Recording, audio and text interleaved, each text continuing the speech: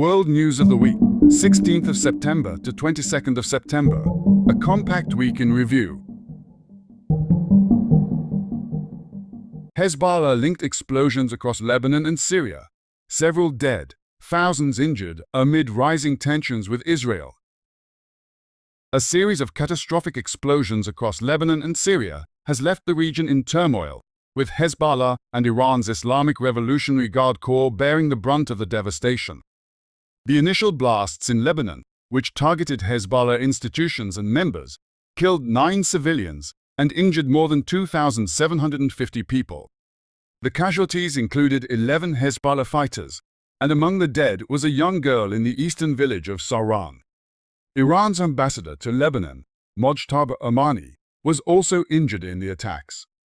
2 days later, a second wave of explosions in Hezbollah strongholds such as Beirut's southern suburbs, the Bekaa Valley, and southern Lebanon, killed 20 more people and wounded 450 others. These explosions involved booby-trapped wireless devices like pagers and walkie-talkies, believed to have been compromised by Israeli intelligence.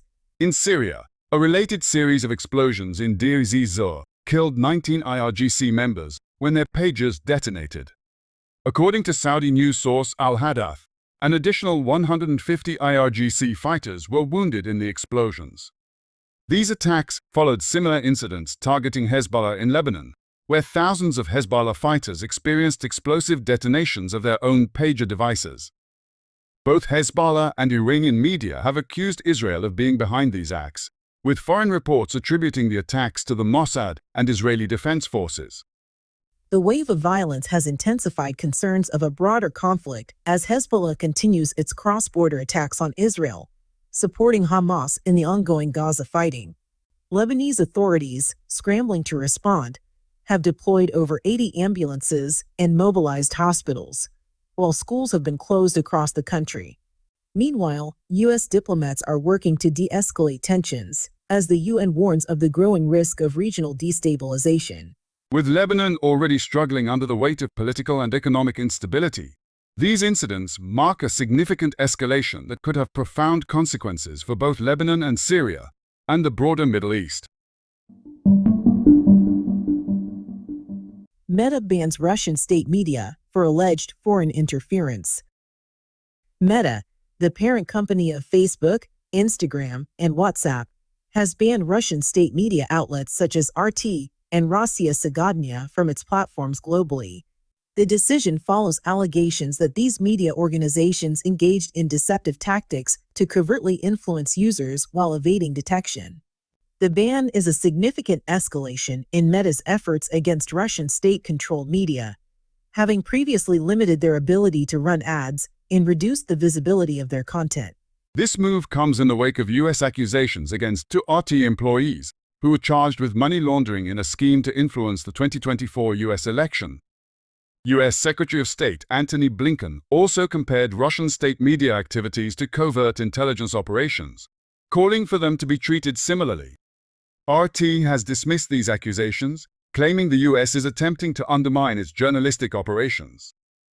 Moscow has retaliated by branding Meta as an extremist organization and banning Instagram and Facebook following changes in Meta's hate speech policies during Russia's invasion of Ukraine.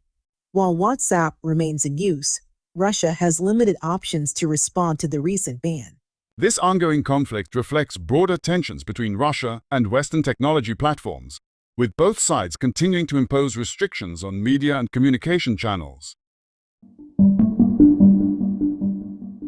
Putin orders significant troop increase amid escalating tensions. Russian President Vladimir Putin has ordered an expansion of the Russian military, adding 180,000 soldiers, bringing the total number of active servicemen to 1.5 million. The decree, effective December 1st, sets the total military personnel at 2.39 million. This is the third troop increase since Russia's invasion of Ukraine in 2022, with previous expansions in August 2022 and December 2022. The move comes as Putin warns that allowing Ukraine to use long-range weapons against Russia could escalate the conflict, potentially involving NATO. Meanwhile, Ukrainian President Volodymyr Zelensky is pressing Western allies, including the UK and US, to authorize the use of long-range missiles to strike Russian territory.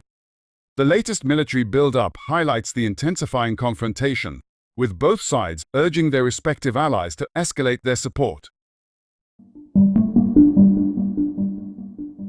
Ukrainian drone strike triggers explosive blasts at Russian ammunition depot. A Ukrainian drone attack on a Russian missile storage facility in Toropets, Tver region, resulted in massive explosions early Wednesday, producing fireballs visible from space and tremors recorded by earthquake monitors. The strike targeted a Russian military ammunition depot, with fires so intense they were detected by NASA satellites, while a 3.2 magnitude tremor was noted by Norway's Norser agency.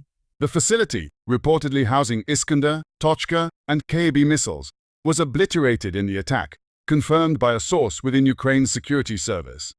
The strike is part of Ukraine's ongoing effort to diminish Russia's missile capabilities, as Kiev counters Russia's prolonged missile bombardment since the February 2022 invasion. Russia's air defense reportedly neutralized 54 drones targeting 5 western regions. Despite claims of drones being shot down, Tver Governor Igor Rudanya acknowledged that debris caused fires, leading to partial evacuations and temporary closure of schools. 13 people were hospitalized in moderate condition. Ukrainian President Volodymyr Zelensky is advocating for Western allies to lift restrictions on long-range weapons, potentially increasing the scope of future attacks. This push has provoked strong warnings from the Kremlin, as tensions continue to rise in the ongoing war.